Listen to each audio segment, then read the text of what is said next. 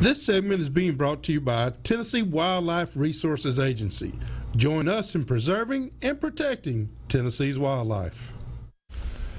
All right, welcome back, everyone. And I tell you what, my guest tonight is David McMurray with Nashville Marine. And David, let's get back to, we know about dropping the motor at the end of the season, try to get all the water out of the foot, out of the lower unit, trying to get it out, because if it stays tilted and you leave it outside, it can freeze and bust the housing. That's correct. But you're even saying we might ought to go one extra step and just check around that prop, see if there's any fishing line, any monofilament line or braided line, any kind of fishing line, and we might need to take that prop off and see if we can unwind it before it gets in the seal. That's true. Yeah, that's it. Also, every lower unit's going to have a drain plug on it, and a drain and a fill plug. We always take that drain plug loose, even if it's just for a split second, just to pull it out of the way to see if oil's coming out or if water's coming out, or if it's milky. Yeah. And that's the main thing you look for. But if you bring yours in and we do a lower unit change, right, which is very inexpensive, we always pull the prop off to right, make sure there's no debris around there. We don't just drain the fluid. We take the prop off to make sure there's nothing around there. But it is important to take that off to make sure, because if there's moisture in there and we get a hard freeze, it will bust the gear case. Yeah. And that's very expensive. Very expensive, absolutely. And a lot of people, he could save you so much. Now, you usually run a little wintertime special where you have people come, bring them in, you'll go through them, make sure that they're winterized. We usually do that right around Thanksgiving. That's when we slow up a lot. We usually do it around Thanksgiving, and it kind of gives us a little boost there. It does. Oh yeah. And I'll run discounts on equipment and things like that as well. So. And y'all even go so far as you check the trolling motor. I mean, if it's got a trolling motor, you want to see if there's any line around that and all that too. And my guys are going to try to check everything. I mean, honestly, we want to get more work. We want to upsell, so to speak. That's right. I mean, that's what you do in the business. You want to find something wrong, first off, to help the customer, but also it brings us work in. So they're going to really do a kind of a 20-point inspection, as you might say. That's great. And ladies and gentlemen, you just need to have it done. I mean, we joke about it, but you can pay him now or you can pay him later. I mean, and the paying later usually is about 10 or 15 times more than what it costs to pay you the first time. Exactly. So these parts, I tell you, they sell these motors. If they sold a motor for $5,000 assembled, you go buy the parts, it's probably around $8,000 or $9,000 if you have to go buy the parts one at a time, piece by piece. So it can get very expensive. So the best thing to do, and David, there's really no one out there that's selling. It's hard to find a fuel station that's not selling ethanol gas. We get people ask us that all the time, and I should know because I'm at the marina, but do marinas sell ethanol free? People come in and ask me that quite often. Sometimes, but now not all the time. Yeah. The ones that are usually have a sign that says ethanol-free gas. Okay. Which helps. I think people just associate the boats with the marina with the boats and the fuel. They just assume it's ethanol-free. It's not true. Yeah. Because I know that some of them still have the sticker on there. 10% ethanol can be added to this. So. Okay. Wow. But if you use the stay bill or any additive that will cause that to be null and void, because it's tearing up fuel lines, it's tearing up injectors, everything. It is. I guess it's what, 10% now. Right. They want to go up more, but they want to go up to like 15 or 20. I can tell you, Yamaha's got a big push, and Mercury does too, to prevent that from happening, because it's just going to tear these motors up, not only in the marine industry, but in the car industry. I don't see how they're going to let them go anymore. 10%, it's all it can handle. We can't have any more of that.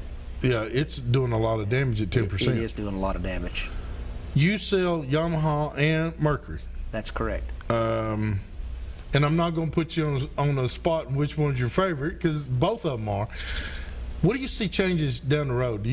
Because you're in the know as opposed to a lot of people say, well, are the two-strokes going to go away?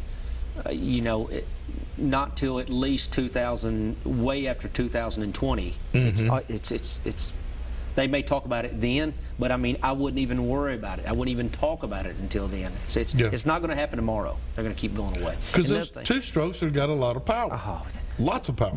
The two strokes burn as clean as the four strokes. Oh, yeah. I mean, the requirements are the same. So I think it's pretty awesome how they burn as clean as they do. It's not like it used to be. You know, you in the mornings you see these boats fired up, and it'd just be a smoky haze across killing skeeters everywhere. Yeah, that's what we used to say, right? And now when you fire one of those up, just like yours, that big Pro XS 250, no, it doesn't sputter or nothing. It just purrs like a kitten. It is. and it's ready to go. Yeah, it's pretty amazing how. And I love my Mercury talks to me. He's like, let me go, Paul. Yeah. And you know, now's a good time. We're starting to get some repowers. I'm signing up now to be a loose motor dealer. I've been a loose motor dealer, but not officially, but I have to kind of jump through hoops to get motors. Now I'm actually going to be able to get them on my own. You can come to Nashville Marine and buy you a loose motor. You can buy you a Mercury. We can rig it now. Okay, so you're talking about a motor right in the box. 250, 150, pontoon. We put a 90 on a pontoon this week. 4-stroke fuel injector. Everybody wants to go to that 4-stroke on the pontoons. So we got him a 4-stroke Mercury, put on his pontoon, took an older one off. He had an older, the man loved his boat, but his motor was just not in the best shape. It was an old 2-stroke, and it blew up on him. And so I said, well, let me get you a new 4-stroke. And so we put it on there last week, upgrading, put hydraulic steering on it. Oh my goodness. He'll keep that boat the rest of his life, he said. Well, it'll last him. It'll last him that long. It sure will.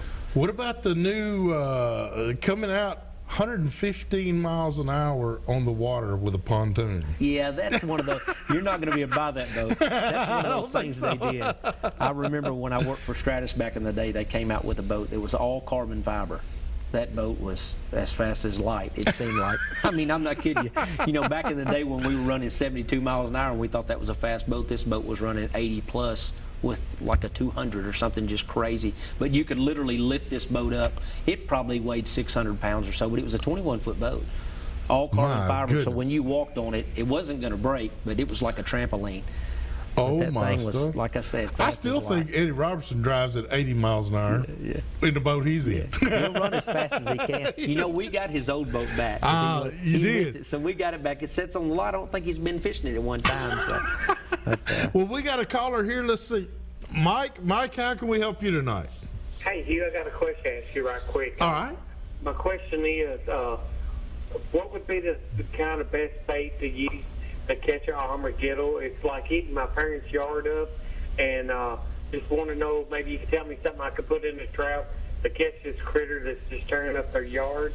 And I just thought you might want to know, they're catching a lot of white bass down here on Kentucky Lake, a place called Turkey Creek, about 3 to 4 pounds. I thought you might want to know they're also catching a lot of catfish, and I'll hang up, and thanks for all the hard work you're doing. Thank you, Mike. I appreciate that, and we need to go catch some of those 3-pound white bass.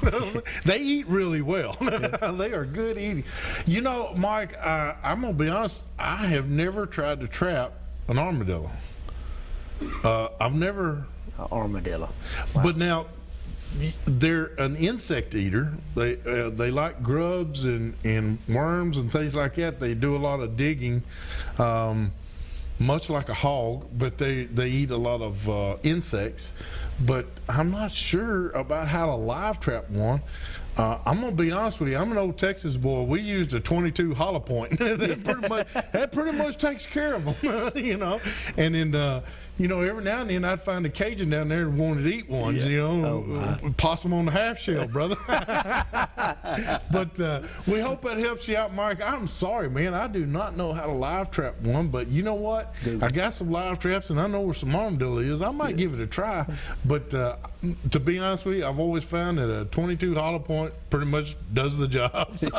So we hope that helps you out, Mike. Thank you so much for that call, and thanks you for also the heads up on the fishing, because fishing is good. I think that the cooler weather, the cold fronts that are coming in right now, we got a cool front that kind of came through today. it did help. Humidity went way down, so it kind of felt pleasant out there, didn't it, David? I liked it. It was real nice around the shop, I'll tell you that. You didn't have to turn that air conditioner up quite so high today. No, not at all. You got to keep Eddie cool. You know that. You got to keep Eddie cool. But just to tell everybody that with the cooler weather, it's going to cool the water off a little bit. Hopefully, it'll stay going cooler. But you get anything around 65 to 70 degrees, the fish are going to go nuts.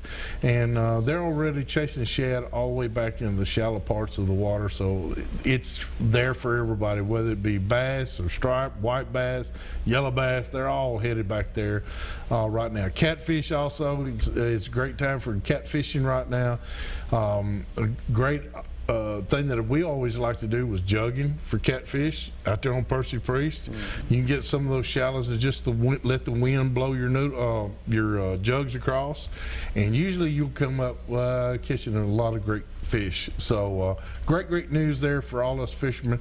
But it is getting time for hunting seasons, and just like goose season opened today, dove season opened today, you're going to have an early wood duck season here very shortly.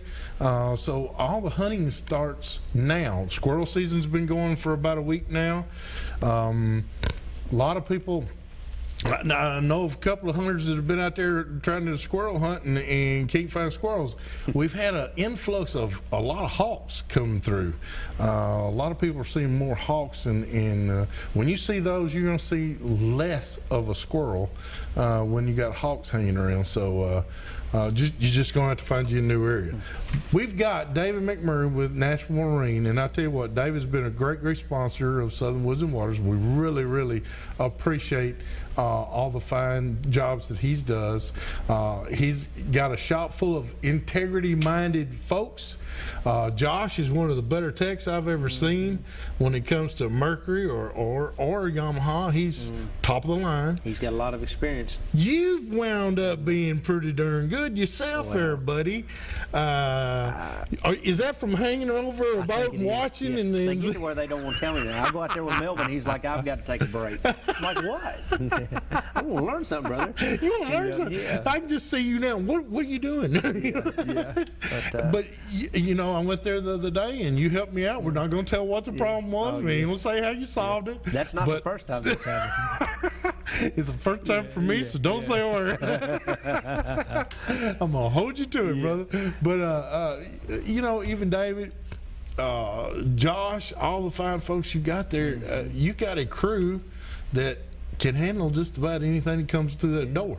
So far, and you know, and then we've got we can always turn to our tech guys at Mercury or Yamaha if we need any help. That's what they're there for. But when you have as much experience as Melvin or Josh, I mean, you've kind of seen about every scenario it is. If something comes down the line we haven't seen, that's when we can go back to the guys at Yamaha or Mercury. They're just a phone call away, and they'll help us out. They always walk the guys through it. Oh yeah. They do a great job. You know, every month we get the latest bulletin or anything that's come out, any changeover. Of course, all the manuals that just comes automatically in the mail to us and our guys, and they always go over it every time it comes in. So they stay up to date. You got that? And about this time, as it slows down, they'll start going to school. They go down to Atlanta. Each of the techs will go to school for a week down there in Kennesaw. So stay up on everything. And I've been a time or two. I enjoy it. It's a lot of fun. Kind of intimidating. You're kind of a hang around a motor kind of guy, you know? Well, a couple times they don't know it. Of course, if they're watching the show, they'll know night. But they'll, if they're stumped on something, they just, you know what, I'm going to be done for the rest of the day. I'll go back there and get that manual out, and I'll take it home with me, and then I'll come in the next day. You know what we ought to check? How about checking this? It might be something they overlooked. Sometimes it's worked. Sometimes like, it had. We've already been there. We've done that. There. Really? What are you? Were you trying to step on our toes? Yeah, exactly. Hey, we've got to go do our tip of the week. And this week's tip of the week is being brought to you by Davidson County Farmers Co-op. Let Scott and them over there, those fine folks at the co-op, help you with all your needs. Man, they've got everything from chickens to equine to cows to they can get you ready for deer season too. I'm telling you, they've got all kinds of feeds, all kinds of things that you can help bring in and track those deer that is legal. So go by there and check them out. They're right there on Dickerson Road. Tell Scott we said hello. All right, I'm going to put I'm gonna put David on the spot. If you had one tip to give somebody tonight, what would it be in the boat industry? What would you think would be a? Because you've given some great tips, but now I know Mercury and these guys put updates. A lot of people don't know about these updates. Is that something that people can do online to help them stay up with what's going on with their motors? Well, usually if there's an update or a recall or something like that, what they'll do is they'll call Mercury, will get in touch with us or Yamaha or Evan or whoever it may be that the dealership carries. And then what we'll do is we'll call the customers that we've sold those to. That's happened just a couple times. Okay. It's usually just something odd. Okay. You know, like I know one time one of the alternators was a little close to the block on a motor. I don't want to say because I don't know. Right. And it was they literally just went in and redesigned the alternator because it would rub, it would vibrate, and it was just a minute change, but they replaced every one of them. Everybody got brand new alternators for something just silly. But sometimes it That's can a be company with integrity. yeah, something like that. Yeah, so. That's what we do. We reach out to our customers because we're going to get paid. They're going to reimburse us. Yeah. So I want to get every customer I can, and every other dealership's customers if I know that. That's right. If I know them, because it doesn't matter if you carry Yamahas or you carry Mercury. It doesn't matter where they bought it. They can bring it to. They can take it to any dealer, any Yamaha dealer. You can take that motor to. Just because you bought it in Kentucky or Alabama, you can take it anywhere. Anywhere and get it fixed. That's correct. All right. Well, we appreciate it, David. We got to take a quick break. When we come back, we got a recipe for you. Hey, we're serving breakfast at night. Hurry back.